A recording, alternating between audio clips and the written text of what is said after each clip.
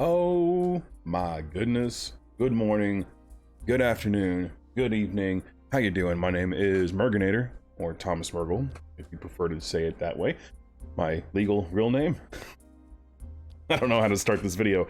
I put out a survey and we're going to discuss the best touring cars as voted by you. So I had quite a bit of responses to this.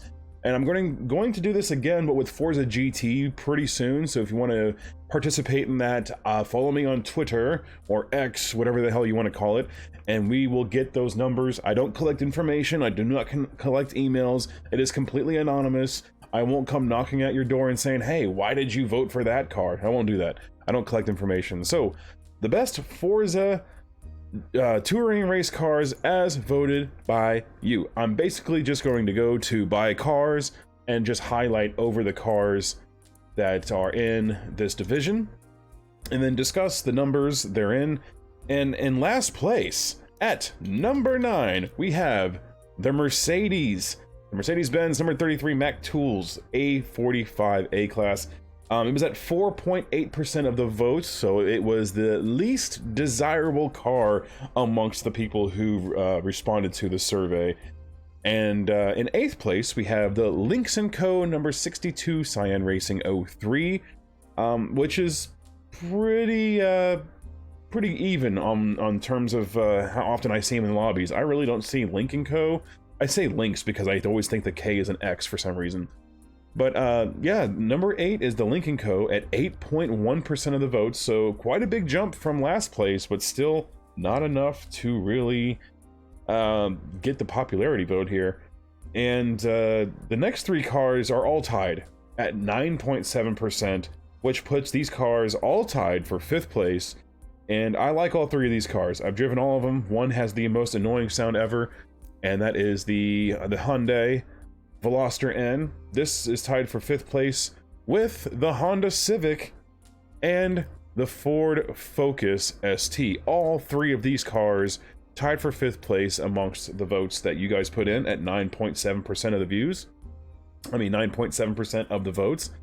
So it's interesting to see these 3 all tied for 1, and interesting to see that these all tied for 5th place. I do see the Honda and the Hyundai. No, the Hyundai not too much. The Honda I see quite a bit online. I really don't see too much of the Ford. So the fact that that got 5th place is, you know, you learn some things, don't you? Let's go to 4th place, and 4th place, surprisingly, is the Volkswagen Racing Golf GTI, the overpowered touring car that everyone complains about whenever you see them on the lobbies. Because usually the people who drive these cars either don't know better or they're going for the meta car to use all the time. This car is way too fast on the straight line. It is, to me, I see this as a lobby favorite. I see this car quite often. But amongst the votes that I got, 11.3% of the vote only got the Volkswagen only got 11.3% of the vote, which puts it in 4th place. Surprisingly to me, I've never batted an eye towards this car, but in 3rd place we have the Subaru Racing Levorg GT. I haven't seen this car very often in lobbies. Like, seriously, I rarely see the car, but amongst those people who participated in this survey, 14.5% of the vote was the Subaru Racing Levorg, which puts it in 3rd place. 2nd place is the car I voted for, the Audi Sport RS3 LMS. I loved this car back in Forza Motorsport 7. It's been in a couple games since then. I think Grid Legends and a couple, maybe another Grid game. Actually, I think it was in the original Grid reboot too. And the car has always been fun to drive, so I voted for this. This is one of my favorites, and it got 16.1% of the vote. But guess what? That's a tie for 1st place. So if I wouldn't have voted, this would have got 2nd place. But my vote put this as a tie for 1st place.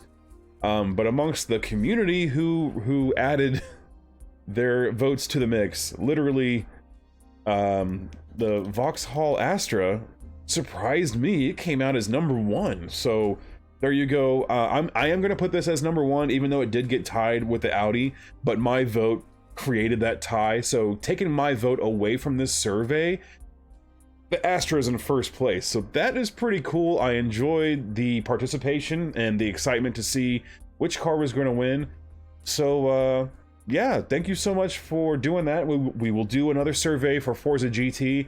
But a quick question on the Forza GT. There's so many cars within Forza GT that really shouldn't be in Forza GT. Should I include the V8 supercars? Should I include the Trans Am? Should I include all of the GT3, GTLM, and GTE cars within that thing? Or do I just throw everything in the mix and let the community vote? I'm kind of thinking we're going to go with that. And then the other half of me wants to get rid of the V8 supercars because that should be in its own entirely different category. But that'll do it for today's video. I know it's short and sweet, but it was just let's look at the results for this. So yeah, number one, the Vauxhall Racing Astra, as voted by you guys. Thank you so much for watching, and I'll see you in the next one. Bye-bye.